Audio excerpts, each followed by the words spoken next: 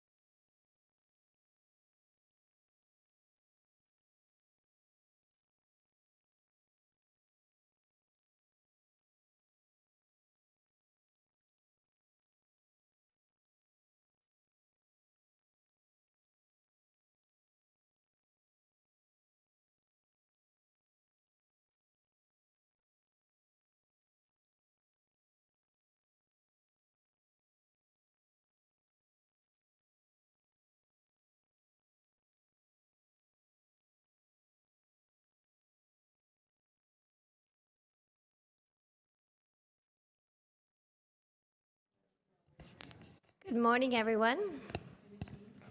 Councillors, if you don't mind taking your seat so we can get started. Welcome back and happy September, back at school, back at committee. Welcome to meeting 21 of the Parks and Environment Committee. Welcome to members of the committee and to the other members of council. We have a visitor today, a tourist from East York, Councillor Davis. Welcome. A tourist, yeah. And welcome to the members of the public who came down. Thank you for coming. And for those in the room with us, the screen at the back of the room provides real-time updates concerning where we are in the agenda and what's coming next, and it's right over there. And also there's water for you as a treat. Yes, clean, cheap, beautiful tasting Toronto water, not in the bottle. So you can follow the agenda and debate on your computer, tablet, or smartphone at www.toronto.ca/council. The Parks and Environment Committee gratefully acknowledges it is meeting on the traditional territory of the Mississaugas of the New Credit First Nation, the Haudenosaunee, the Huron-Wendat, and the home to many diverse Indigenous peoples. All right, so we will, Councillor Aja-Mary is unable to make it today. Councillor Carroll's coming up shortly, and everyone else is perfect attendance. Thank you. Let's go through the agenda. Oh, sorry. A little rusty. Declarations of interest under the Municipal Conflict of Interest Act. Does anyone have any? Seeing none. Confirmation of minutes from our June 6, 2017 meeting. Councillor Doucette, all in favor? Opposed? That carries. And I don't think we have any presentations. We'll see. So PE 21.1 is a donation from Riverdale Farm Stewardship Group for the Simpson House renovation. Sorry, Councillor Doucette. I would move this, but just say I think this is great, and thank the stewardship group for doing all this work. It's very difficult to fundraise, and I think this is fantastic. So I'm just moving it. Fabulous, thank you. No, with a compliment. We like compliments in this committee.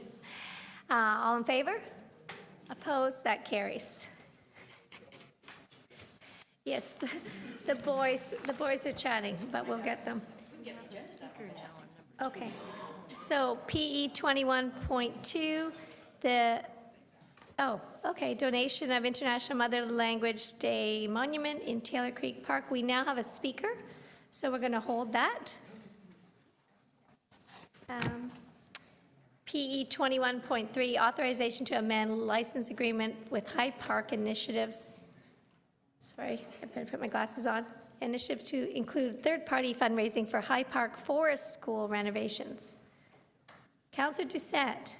I will also move this and say thank you to staff. Thank you to the major announcement I hope we can make soon. This is great. It's a beautiful building. We need to renovate it and make it accessible for even more people to use, but we're not going to change the footprint because it's in High Park. So really excited about this. Thank you. All in favor? Opposed? That carries. PE 21.4, opportunities for adventure play.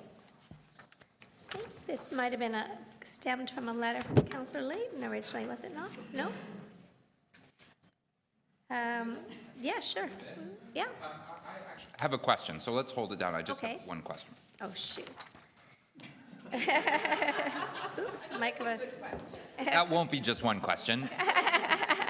It will be 7. PE 21.5, Question was City of 7 Toronto parts. Energy Storage Strategy. Okay, sure, Councillor Doucette, that's fine. It's a great item. PE 21.6, Annual Corporate Energy Consumption and Greenhouse Gas Emissions, 2015 and 2016. Are there any questions? Councillor Doucette.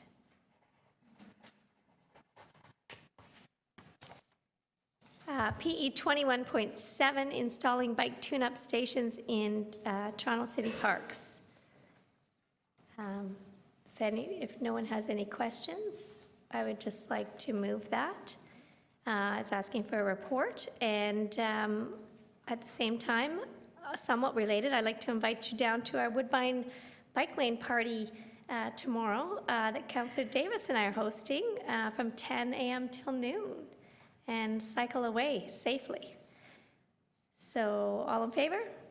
Opposed? That carries. PE 21.8, feasibility of mobile craft beer trucks in Toronto City Parks. We do have a deputant, so we will hold that for our speakers. And that's it, say 2. So we'll go back to our first, oh, right, sorry. I do have an add-on, please, and thank yous. Councillor Doucette, right, sorry about that. We were looking at other add-ons, but this is it. Right, all right, Councillor Doucette, so we're adding on, so it requires a motion for new business. Has everyone seen? I did email it to everyone's office yesterday to give you a heads up. I think it's harmless, but I think it could have a great impact. Does that make sense? So, right, it's a letter. So a motion to introduce? All in favor to introduce? Opposed? That carries. Do we want to deal with it right now, or? I'm happy to move it if people don't have questions. I've just shown it over here as well. You guys, okay? Yeah. All right. Thank you. We got 2 thumbs up. Right. That's great. So all in favor? Great way to start the meeting.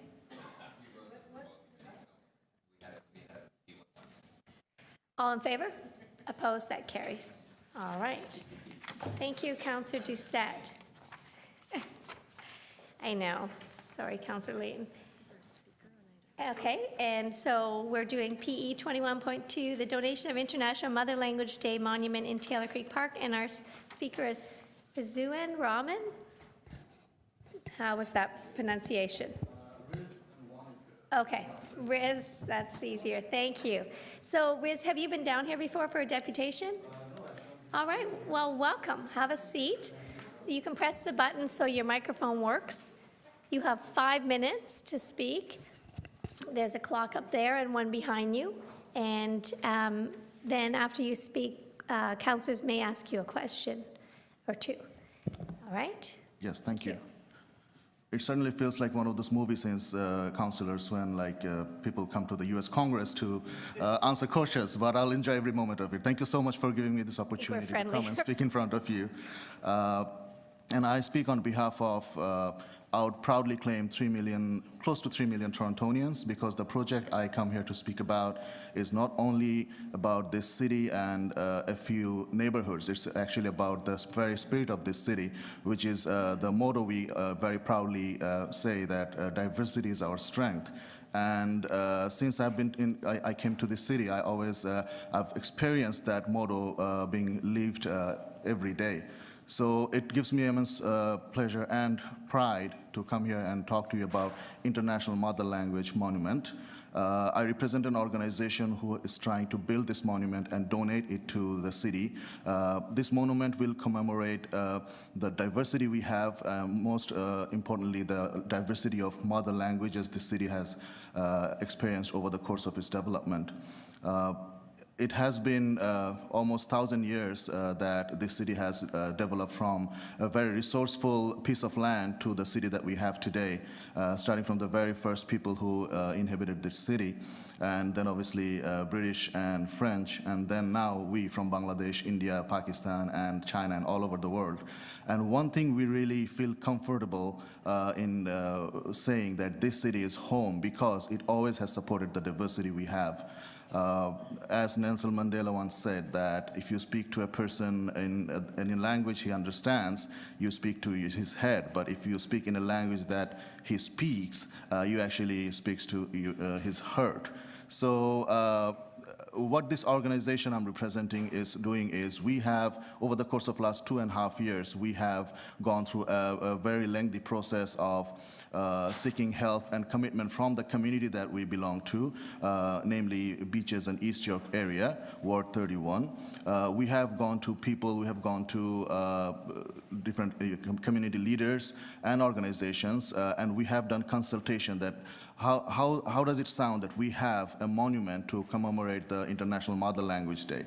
This is very close to our heart, especially Bangladeshi Canadians, because back in 1952, the then East Pakistan was ruled by a country called West Pakistan, which is now present-day Pakistan. And the ruling party actually tried to stop using Bengali, which is our mother tongue, as an official language. And then our people stood up against it, and then they were actually shot dead. So 4 people died just to protect their mother tongue. And I'm sure that this is not a history of only Bangladesh. Everywhere in this world, people have sacrificed to protect their basic rights. So what could be a better way to celebrate that right in this city of Toronto than actually having a monument? Now, I won't go into too much details because I get emotional and probably I'll go over my time. So I'll just rather mention that I believe there is a report which seeks the City Council's permission for us to build this and donate it. So if you have any questions on this report, I'm here to answer those. And I would also like to answer any questions if you have about the organization, the fundraising, the design. I don't have a PowerPoint presentation, otherwise I would have shown you the actual design. I think it's an amazing architectural work. It has 6 pillars representing the mother, the father, and 4 children.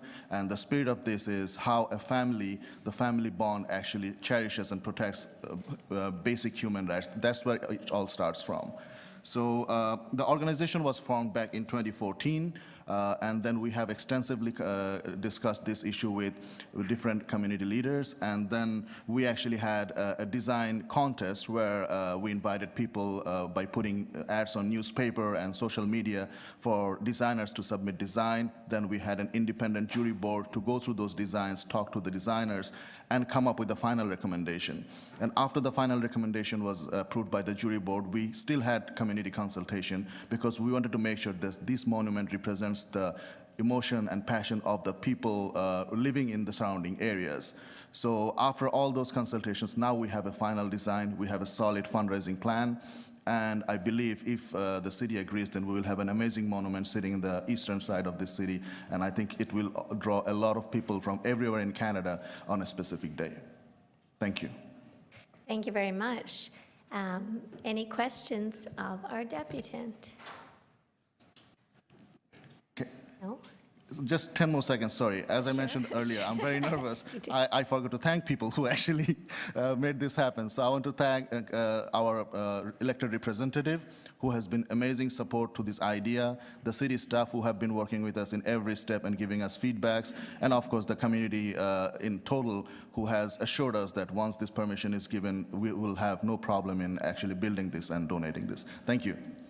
Thank you very much. It's always nice to have accolades for hard work, so thank you very much. So no questions, any speakers on this? Councillor Davis? Oh, sorry, questions of staff. Councillor Layton? Just one, and it's more of a process issue. The city's undertaking a review of our monuments and public art donations. Why is it that this one is getting a recommendation from staff when we've seen others not? I'm just curious. So through the chair, Councillor, this project started many, many years ago. The first council direction on this particular monument came in 2012. And so it predates that process, but it does fall in line very closely with those principles. So that review requires things like the jury, like that independent review process. And so we have been bringing both economic development, culture, and protocol along in this process to ensure that the eventual result aligns with the policy and process that we're putting forward. Great, thank you. Thank you very much. All right, speakers. Councillor Davis. Thank you very much. I can't tell you how, sorry, I'm not choking up, I'm just joking. I can't tell you how pleased I am to be here today to support the recommendations that are contained in this report.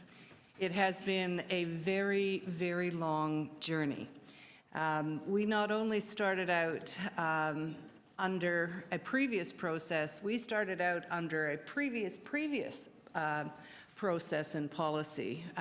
Monuments and art, public art, were embedded in the protocol office. So there is a long list of people I would like to thank who started on this journey many, many years ago. Barbara Sullivan from the protocol department, Clara Hargitay from the culture division.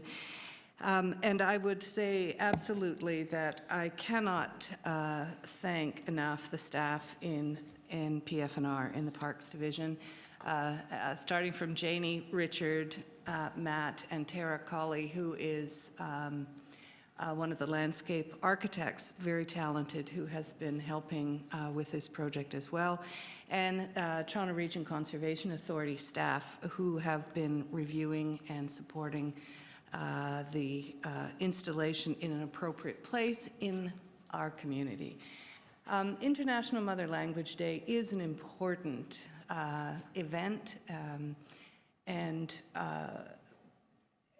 the monument is a very important cultural symbol for the Bangladeshi community. But it was recognized by UNESCO, the United Nations, in 1990, I forget, 8. And so it is a declaration that makes it clear to the world that first language rights are important and that we must protect them. I certainly know as an early childhood educator that children learn in their first language best and first, and that we in Toronto, as Rizwan said, recognize the value of diversity, and this monument embeds that. It is about saying we are a community that is composed of many people and over 170 languages, and it's going to be reflected in some way in this monument. It also is going to be in a park, and in a park that is beside Crescent Town, Teesdale, in those communities, high-rise, high-needs communities that don't have cottages, don't have backyards, and use our park system so heavily. Our picnic areas in this park are used astoundingly by our community. And this is a park that is in the backyard. This is the backyards of the high-rise community where this is going to be located. So I just want to thank this committee too. This is a new community, the Bangladeshi community, and they have worked together to come forward and follow a process that has been very difficult to navigate over the last several years. And I want to commend them for the work they've done. And simply say thank you once again to the park staff who've been amazing, particularly Richard. I know that you have committed to this project, and I want to thank you very much for that. There's still more work to do, and I know that as we move forward, we will continue to work with TRCA and Parks to make this a reality and to say very clearly to our diverse communities that these kinds of symbols are important too, that we welcome them in our parks and we value the diversity, multilingual cultural diversity that we have in our city. So thank you again to everyone involved. I'm thrilled. I would only, one last thing. I do want to thank the mayor. The mayor was at a cultural event last weekend, and while I was a little perturbed that I wasn't the one to tell the community about this coming forward, but no, I want to acknowledge, though, that I want to thank him for speaking out and in supporting this monument, and I know that his support will help this as it moves through council. So thank you to everyone, including the mayor and the chair. Thank you, Councillor Davis. We're looking forward to the unveiling when it takes place, and some more art in the East End. Okay, so there's a technical amendment that I'll move on this, which, do you want to, we'll show it on the screens, just staff have had this. Yes. So maybe we'll just move it, the amendment and the item as a package. All in favor? Opposed? That carries unanimously. Thank you so much. Great work, everyone. Thank you. So now we're on PE 21.4, Opportunities for Adventure Play, and Councillor Layton had a question. Yes, and correct me if I'm wrong, I thought the original, or there was an original recommendation that involved some pilot sites. Or was that was that the direction that came from committee to identify pilot sites? Am I wrong? I could be totally just making stuff up. We're just checking the original letter. Just one sec.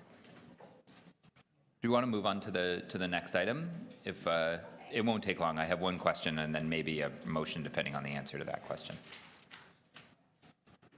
It's the energy storage stuff. Right, so PE 21.5, City of Toronto Energy Storage Strategy. Councillor Doucette had some questions.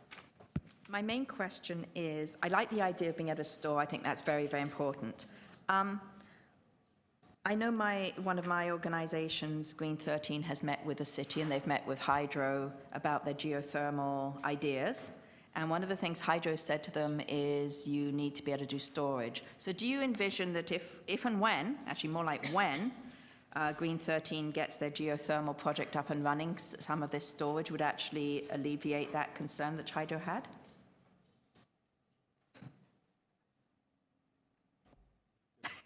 So yeah, I mean, I think the critical piece that's still under development in terms of technology to get us to 2050 is storage.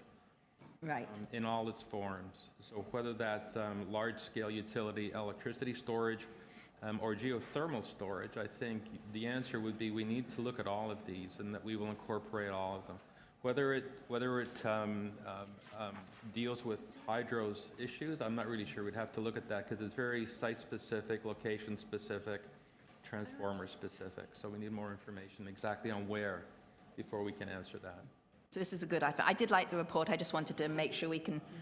I did send this report to Green 13 and tell them to start following it. So you may be hearing from them soon. Perfect. Thank you. Other than that, that was all my questions.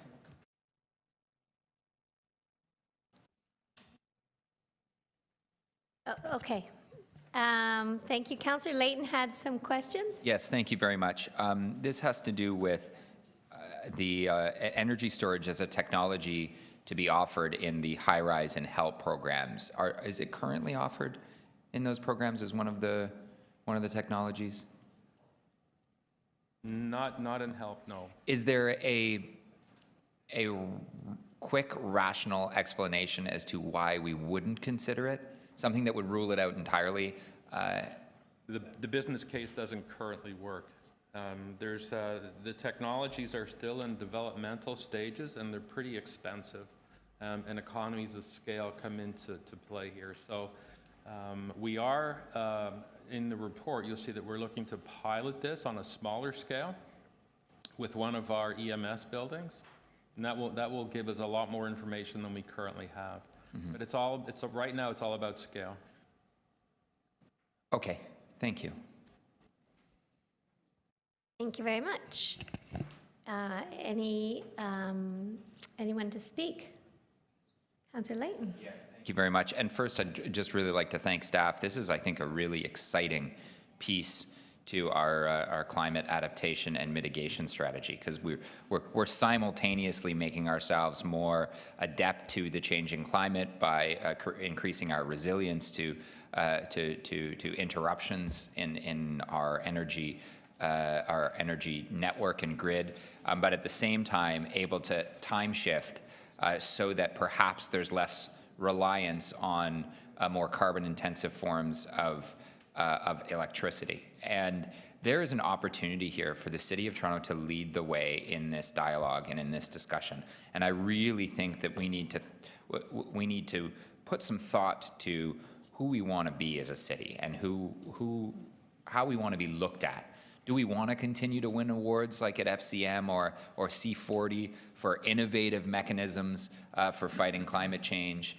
Or do we want to be someone that follows what other municipalities are doing? And I think on this particular file, we might be able to be that award winner once again. And it's great to see the report come up. I failed to mention I had a motion. That City Council direct the Director of Environment and Energy to report to the Parks and Environment Committee on the inclusion of energy storage as an eligible technology for Home Energy Loan Program and the Home Energy Loan Program and high-rise. There may be a bit of a typo there with the double of Home Energy Loan Program, and the high-rise retrofit improvement support program, evaluation high-rise program. So I'm including this, and I appreciate the answer that Mr. Baxter gave, But I think this is going to be very, very quickly changing ground. I've had some discussions with the storage industry, and I think that they may see things a little bit differently, and that they may have a potential there to look at a program like the Home Energy Loan Program or High Rise and offer that bulk purchase to many individuals, either households or larger property owners. So I think that it's worthwhile for us to do a little bit of a deeper dive into this as staff do their work. I'm not putting a deadline on this because I think that may allow for Jim and his team to go out there and figure out, can this be included? I would love it to be included. I think it would really be an interesting part of the network if we were able to offer this up. So having said that, I just wanted to thank staff for their good work on this, and I really do think that we need to look at this industry as a future industry for employment and growth in the City of Toronto, rather than letting another municipality eat our lunch. Interesting analogy. Thank you, Councillor Layton. Councillor Carroll. Yeah, I could support Councillor Layton's motion, but I hope that the report that he's asking for could have a little bit of a scan in it on conversations so far. It would be easy to write a report about the expense, because at the high-rise level, I know it is problematic, because we've had informal conversations before in some of the other programs, including over at TAF. And as this technology becomes available, I know that part of the expense is you run up against the resistance of, well, you know, I just went through this smart metering exercise and my tenants aren't happy about that, and you get into a difficult conversation. So I'm happy to get a report that talks about, you know, what are the costs of doing it, what's the potential for finding willing partnerships to do it. But I'm wondering if the report could include a scan of what conversations staff have had so far. Have you talked to some of the majors like you know, Homestead and Carpet and things like that, so that we know where you're at in the community-wide conversation? Because I think that's a big part of the puzzle, more than just the cost. What can we add to the conversation, and what do we need to do in our sort of messaging out about Transform TO to get them engaged, if in fact they're not engaging with you at all? So if that could be included in the report, I think it would be great for us to have that at the political level. Thanks, Madam Chair. Thank you very much, Councillor Carroll. Anyone else? All right. So we'll move Councillor Layton's motion. Do you want to just take that as a package for the fantastic item? All right. It's just this motion and adopt as amended. Right. All right. So we're supporting Councillor Layton's motion and adopting the item as amended. All in favor? Opposed? That carries. Thank you.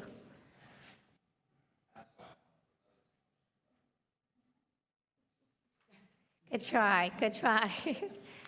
We appreciate your tenacity. Keep it going. All right. Thank you very much. Thank you, staff, for that. PE 21.6, the annual corporate energy consumption and greenhouse gas emissions for 2015 and 2016. Councillor Doucette had a question. Are we having a presentation, or is this just questions? We hadn't planned on it, but Okay. to So I guess my question is, are we reaching our goals? I mean, I've only got 2 years of answers here, but are we actually getting to our goals? I mean, the purpose of the report is a snapshot. It's not a sort of a back cast. I would say overall we're making progress. I think we're doing better. If you're looking at different energy types, we're doing better on the electricity side than on the natural gas side, and that's largely a function of the fact that electricity costs are high, and so there's a much better business case for doing electricity projects. We're doing a lot of LED lighting retrofits. We're in the midst of retrofitting City Hall. I think the councillors' offices have been done. They're very, very, very bright Very now. bright, yes, we've heard, and there's going to be... So are the bathrooms. There are going to be dimmers installed in the offices to address that concern. The natural gas side is more problematic because of the cost of natural gas is quite low. It is coming up as a result of cap and trade, which is improving the business case. But the real challenge is that the greenhouse gas savings are primarily on the natural gas side and very much less so on the electricity side. And our programs in the past, when coal was part of the electricity mix, if we were able to reduce electricity consumption, we were also addressing greenhouse gases. That's less so the case today. There are new programs that have come out and funding programs from senior levels of government, or excuse me, other orders of government that we will be able to access. Those are early days, and so we don't have a full picture of what the potential is for funding to help bolster our business cases. But we are looking at new delivery models for our energy retrofit programs that will allow us to scale up to help meet the targets in Transform Toronto. Right now we're kind of chipping away at the edges, but we recognize that we need to ramp and scale up the program significantly. So those funding mechanisms that I've mentioned will be of assistance in that regard. We are working with our facilities management colleagues to look at ways that how we can better integrate energy retrofit projects with our standard State of Good Repair program.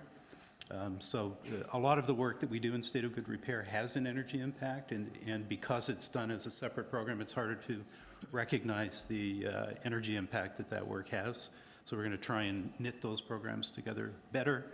We've been speaking with our colleagues in parks as well about similar measures for their State of Good Repair program. And I think finally, as we've addressed in the report, the citywide real estate review is moving towards a more centralized facilities management model, which will, I think, provide a platform that will allow for far more effective delivery of our programs. Were you involved in that survey which just came out to all of our offices asking for suggestions on savings? Oh, this is the, Did that, I can't remember who I said think it's the Partners in Project Green are sponsoring that. that. Might be. Yes. So were you involved in that? Well, yes, our office has, one of my staff is actually kind of the city lead on that initiative. And did you get many responses from Yes, staff and- we have. The latest email I saw was a Sorry, couple slightly of off topic, but days ago, and I think the city is currently sitting in number 2 spot, and so we're kind of putting out an urgent call for yeah, that's the email I saw. initiatives and hopefully get us over the top to number 1. My one complaint, and Josie knows this, when you enter into this survey, you have to put what division you work in. City councillors don't exist. Okay, well, we So can I take put that myself back. This under is a- Parks and Rec. Okay. I didn't know where to put my answer. So I got you guys. We would have preferred that you put yourself under Environment and Energy, Councillor, but I'm sorry. second best, I I guess. guess you came, anyway. She So had a Pawnee moment. it was It's all about choices, Parks and parks, energy, health, where did I go?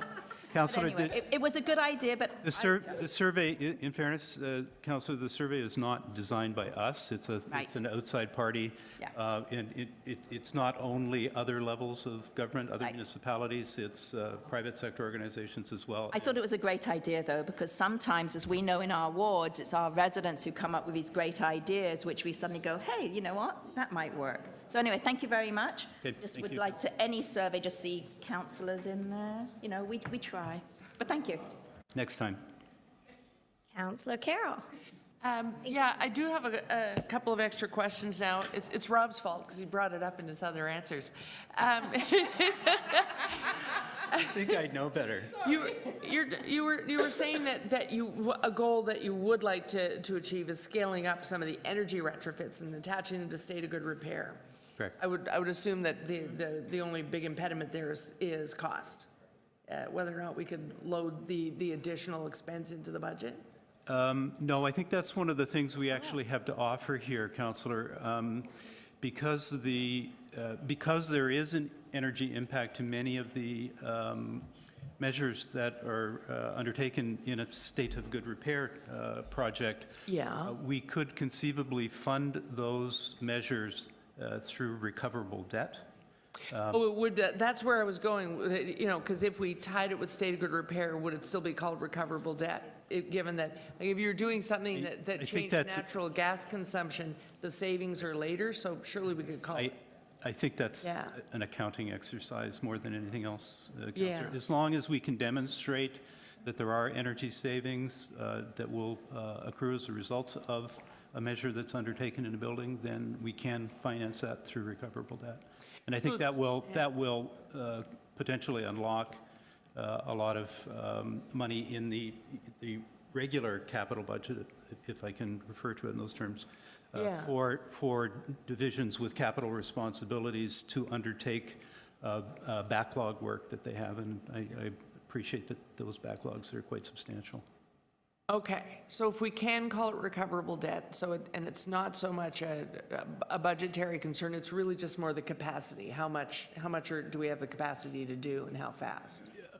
Yes, I don't think we've ever entered into a conversation with financial planning about what the capacity for recoverable debt is, because we've never. Well, no, I thought that mean we the would ever approach capacity some kind of to limit. churn out enough projects. But it's on the delivery side that Yeah. that we are currently looking at new models to help scale that up. And the incorporating state of good repair together with our energy retrofit program is one component of that. Yes, okay, excellent, okay, thank you, Madam Chair. Thank you very much, Councillor Carroll. Any further questions? Anyone to speak? All right, Councillor Carroll, sure. Yeah, I just want to explain why I was asking those questions, because depending on the area, and particularly in Parks and Recreation that is part of our area, I think this is one of those things that we really need to drive into the budgetary discussion and into executive, really, full stop, because we do need to scale up. We would like to see the numbers changing faster, and we can do this. We can make an accounting rationale that it's recoverable debt. If cap and trade is going to make it such that both natural gas and hydro give us the economic case to do it. But it brings us back to what is our capacity, because what we're looking at in Budget Committee is, you know, we say we want more done, we want more spending done, but when they say, okay, we need to put the human resources into the capital unit to manage it and get it done and supervise it and get it done well, then we all stop and say, ooh, that's too many positions. I think we need to have a bigger look at whether or not there's the real capacity to scale up. And we have a great conversation here, and then it hits the wall when it gets to budget.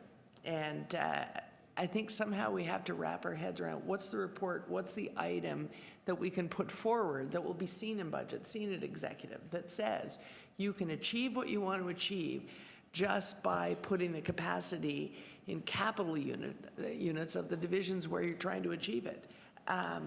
It's capacity to deliver, not cost, that is slowing us down right now. And that's rare. Usually it's just money, money, money is the problem. Yeah. Thank you. Thank you very much, Councillor Carroll. So, all in favor? Recommendations? I'll move it, yes, sorry. Opposed, that carries. Thank you very much. All right, and now we are on to PE 21.8, feasibility of mobile craft beer trucks in Toronto City Parks. And we have a deputant, and so I'll put on my glasses. Indra Saya, is it? Sita, if you want to come down. Is this your first time here? Great, thank you for coming. So you can have a seat, and if you press the button, the light should come on. Got it. Your microphone, and we'll give you, I will reset your clock for 5 minutes here and behind. Thank you very much. Madam Chair, committee members, we're here on behalf of the residents of Hubbard Boulevard to raise some concerns pertaining to the proposal to put beer trucks and beer gardens in Toronto parks. These concerns are based on our experience with licensee iPaddle adventures on the Eastern Beach. This is not about the larger issue of vendors in public parks, although I believe a very full and public debate about that is sorely needed. This is about how committee goes about putting vendors in parks. Beer gardens in parks, believe me, I'm a former Aussie, I like my beer. Paddle boards and rentals on the beach, great ideas. Who wouldn't support it? But the issues we're raising come from the experience of the implementation of these ideas. Firstly, the need for community consultation, especially residents directly affected. While parks are for everybody, and should be, some are closer to them than others. In our case, we're roughly 60 feet from the boardwalk, and indeed, there are houses surrounding most public parks. Actions taken in these parks affect the residents directly. We woke up one morning to find a truck parked on the beach, obscuring our view and that of many park users here. A fait accompli. When asked why we weren't notified, we were told that there was a notice on Councillor McMahon's monthly e-newsletter and RFPs buried in the city's website. This is clearly not enough. Secondly, consultation includes community input. We suggested that several alternative sites for that trailer, of necessity after the fact, and we were ignored. We learned even the Parks Department didn't approve of the location of the tin can, as one gentleman in that department put it. No one was consulted. It landed on our boardwalk by fiat. What could have been a win-win situation by placing the trailer at the foot of Silver Birch, for example, one of our suggested locations, ended in rancor and an attempt to smear us as NIMBYs. We reiterate, we don't object to businesses in public parks. We object to the location of the truck, and the petition that accompanies this presentation, with more than 300 signatures obtained in less than a week, proves we are not alone in objecting to the location of container truck in the waterfront. Thirdly, consideration should be given to how our parks are already being used. Unlike Philadelphia, where folks are afraid to go into their parks, most of our parks, particularly our older parks, are very busy year-round with hikers, walkers, dog walkers, runners, picnickers, schools, kids, sports class, cross-country skiing, and in our case, swimmers. When looking to animate our parks, perhaps the focus of this initiative should be the lesser-used suburban parks or the newly minted condo parks, rather than those which are already packed in the summer. Some parks may not need more animating. And finally, consideration should be given to the aesthetics of the adventure. 60-foot metal container trucks belong on the back of semis, not scattered at random on parks, as eyesores that insult the wonderful work the Parks Department does to integrate people and nature. Not only are the trucks themselves ugly and intrusive, and the proposed closed-off beer gardens restrictive, but the prospect of dozens of smelly orange porta toilets that are inevitably will go with the venture are totally counterproductive to why people go to parks. You say it's only temporary, but so's summer. We've had a blight of a summer. And since Toronto citizens are already using our parks, they don't need to be lured into them. And if they are thirsty from using their parks, I'm sure the local businesses would appreciate their walking a block to get a drink. We remind you that there is no groundswell of citizens demanding this. It is your initiative. And good idea or bad idea, this needs to be done with proper consultation. I thank you for your time. Thank you very much. And We have a copy of our petition if you need it. okay. And all right, thank you very much. Any questions of the Deputy, Councillor Doucette? Thank you very much for coming today. So right now, we are asking, I want you to, do you understand that right now we're asking for staff to explore nothing is being agreed to today. I totally understand, but that was the same issue with the vendors on the beach, and we still weren't consulted. So I'm saying ahead of time, when you're asking staff to explore, we're looking at serious consultation. So maybe we should also ask staff to look at which are suitable parks and not suitable parks. Indeed, that would be a very good idea. Yeah, I just want to make sure that this No, is I the totally beginning of a understand. I'm process. jumping in early because we got fooled the last time. Okay. All right. Well, thank you for coming down here today to give us your insights. Thank you very much. Councillor Carroll. Yeah, I'm interested in your deputation because it actually touches on a lot of the things that if we're going to do this report that I would like to hear about. And you've done a petition, and I wonder if you could tell us a little bit about, what was the petition question? We Does were it represent? objecting specifically to the trucks on the beach, the actual architectural body. We are not willing to take up the debate on the viability of businesses or any of that stuff.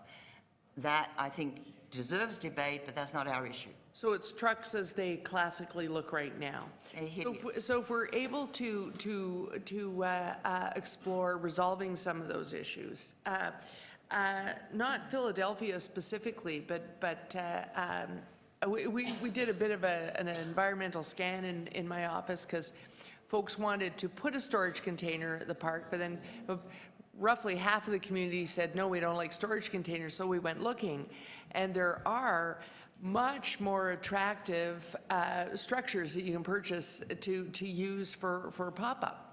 There's I totally a lot agree of with the idea, innovation. but I also think you need to consider where you're placing it. Right. There are So half a is the- dozen places that nobody would have been disturbed, and we weren't. We Right. wasn't consulted. So the community's issue is not no, not ever. It's that you want to be highly engaged in Indeed. what would be the finished example. Okay, thank you, thank you. Yeah. Councillor Carroll, any other questions? Seeing none, thank you very much. For time. Any questions of staff? Councillor Carroll. Well, it's more a question. Sorry, you can return to your seat, thanks. Oh, I'm done. Yeah, you're done, thanks. Now we're bringing it into committee to Yeah. discuss, thank you. The question I have is really how do staff sort of view the motion at this point? I would love to have a really, in-depth report. What's out there, the Philadelphia model, what the heck is FCM hospitality, how does that work, and what are some other models? Because we've done some looking at this our own selves. Do they see first sending a report saying this is worth looking at, or are you just going to do the big scan right now? Through the chair, I think it would be a few steps in that process. I don't know the exact answer yet. We certainly would do the scan. There are a number of models out there that we know of already. Philadelphia is one of them, but there are others as well. And based on that scan and our analysis of whether there would be anything that should be proposed for Toronto parks, we would then come forward with a review of the results of the scan and what our recommendations would be moving forward. Okay, and one of the things that the deputants raise that I find interesting, we do have contracts with vendors that are out there, particularly in the Eastern Beaches area and such. I'm wondering if the initial report could touch on not only if we were to use the Philadelphia model, you'd be introducing another hospitality partner into what is an existing mix. If the report could touch on whether or not you see this having to balance that out or having to replace that, which of those is viable, I think that's important to be in the early on step. We need to know, are we unleashing World War III and we're going to go through a whole process and just end up with the status quo? I think what we're hearing is the status quo is not ideal. And so if we take this little idea and start to look at it as the thing that replaces and improves, and we're flagged as to whether or not it's possible to do that early on, then I think it would be, and that would be that would be something a sort of buyer beware thing that councillors need to know up front, whether or not you're looking at replacing or trying to coexist. Through the chair, that certainly we can look at all those things. Yeah. I don't have the answer yet. We haven't done the work yet, but I think those would be part of the considerations, as well as public consultation and the criteria we would use around identifying potential locations. Right. Okay, thank you. Thank you very much. Anyone to speak? Councillor Carroll, thank you. Yeah, I'm really interested in the motion, really interested in it, because, you know, we are jealous when we see this happening smoothly in other cities, and why is it always such a struggle for us? But I am really mindful of the deputants as well. We're grappling with this in Parkway Forest, because we're trying to figure out how to do the model there. And I think the conversation has bubbled up there, because with a whole bunch of increased density there, we now have kind of a young urban resident that we didn't have before at Don Mills and Shepherd, and so they want young urban ideas. And when I saw your motion, I thought, FCM? What do you mean FCM? Because here it stands for Federation of Canadian Municipalities. So I looked on the website, and I thought, well, this would be a no-brainer if there was such a thing as FCM Hospitality in Toronto, and we could just wipe out all the other partners and start over again. But I think that's the problem. You know, for contractual reasons, as well as, you know, goodwill and the reputations of some of the successful vendors that we have, that's a very hard thing to do. So I think, you know, to look at this, we have to look at what exists right now for vendors that are there year after year, and for special events, because that's a struggle as well. Our looking at the storage containers started when we had one special event, the Toronto Outdoor Movie, that does silent films with the orchestra, immediately made everyone in the entire neighborhood. It was a great turnout. Everybody just had a blissful night. They loved it. And they immediately said, all that's missing here is a glass of wine. And I said, oh, don't even get started. but of course, that's the natural progression from the way we're starting to use our parks. They're starting to say, can we do this? Can we do that? I think looking at the Parks on Tap model and others needs to be really in depth. We need to find out, you know, what sort of impediments they face there. Is this perfect model that we're looking at, is that the result of maybe 5 summers of getting there, where they had to learn lessons, and now we're looking at these pretty pictures? I think quite often we ask staff for reports that are too quick, and we don't say, you know, please spend some time on the phone with Philadelphia. If we're going to embark on something, find out as much as you can and incorporate it in consultation, and have really, really participatory work with the community in order to get there. I think we really have to do that, though, because whilst many people reading this might say, well, yeah, okay, in Trinity Bellwoods and the beach, people want to drink beer. I'm having this conversation north of the 401. So the time has definitely come. If I'm having that conversation north of the 401, it's not going to go away. Yeah. Okay. Thank you very much, Councillor Carroll. Anyone else to speak? Councillor Matlow, and then your side. Yeah, a brief comment. I just think this is an example of a councillor who came across a really fun idea in another city, and she did the responsible thing rather than just saying, let's just kind of do it and figure it out later. She's asking staff to just, you know, look at this model, see if it works in Toronto, obviously tell us about any, you know, the benefits, but also, I mean, she's not asking for perfection. She's asking for, are there concerns? What kind of community consultation should we do? And I look forward to reading the report. And if the report says that there's a good idea, then we should move ahead. If they bring up some concerns, we need to respond to that reality. But, you know, good ideas are good ideas, and we should always look into them and then look at the reality of if that good idea works in Toronto or not. So, you know, kudos to creative ideas. Thank you very much, Councillor Matlow. Councillor Layton, did you have something to say?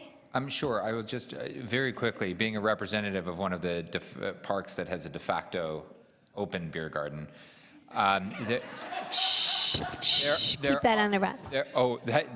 There's none of that under wraps.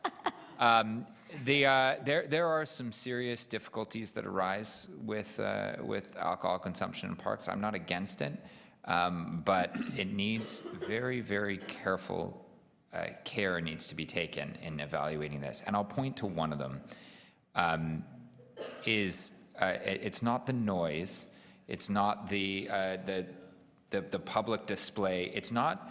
There's one thing that generates complaints more than anything else, and people tend not to want to talk about it. It's a class divide. The generation of complaints isn't necessarily on the mere consumption of alcohol or the consumption of alcohol in excess. It tends to be more based on the economic status of the person who is consuming the alcohol. And I say that just with a caution that we tread on we walk on a very, very thin line in some of our parks where, with respect to responding to neighbors' concerns, trying to do our best to address the concerns that they're facing, but without the appearance of us realistically picking on poor people because they have nowhere else to drink. And that's the danger that we walk, and probably why we haven't taken a more proactive position around issues in parks in my ward. I was joking with Councillor Matlow, the difference between drinking in Trinity Bellwoods Park and Christie Pitts is how loud you allow your tall cans to pop. Because of the proximity to children, how loud you allow your tall cans to pop. There is some discretion in the north end of the ward that isn't shared in the south end of the ward, and that's realistically the difference. But what drives more complaints actively from neighbors tends to be more the economic status of the people consuming the alcohol. And it's a very real thing, and we don't want to fan those flames. In fact, we should be finding ways to address them in other constructive ways. With that, I'll support the proposal because I think that there are some places and some parks that may stand to benefit from that. But I would be very careful about how we do this, and the enforcement side needs to also be included in the evaluation about how would a beer truck ever do any business in some of my parks with an LCBO or a beer store around the corner. Please find a way to.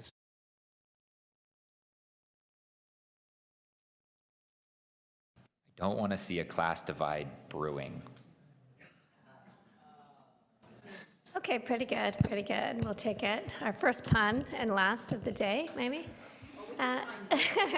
Thank you, Councillor Matlow made me do. Layton. Wow, we like that. There'll be lots. All right.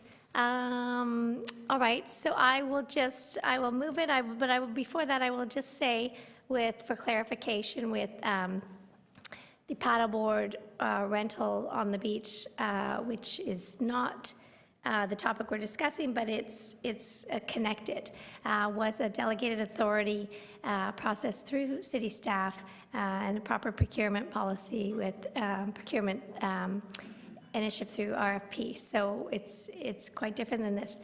All right, looking forward to the report coming back in the new year. So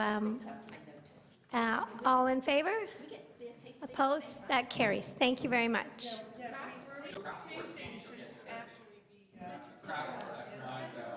Oh, now we're back. Oh, Councillor Layton, Adventure Play.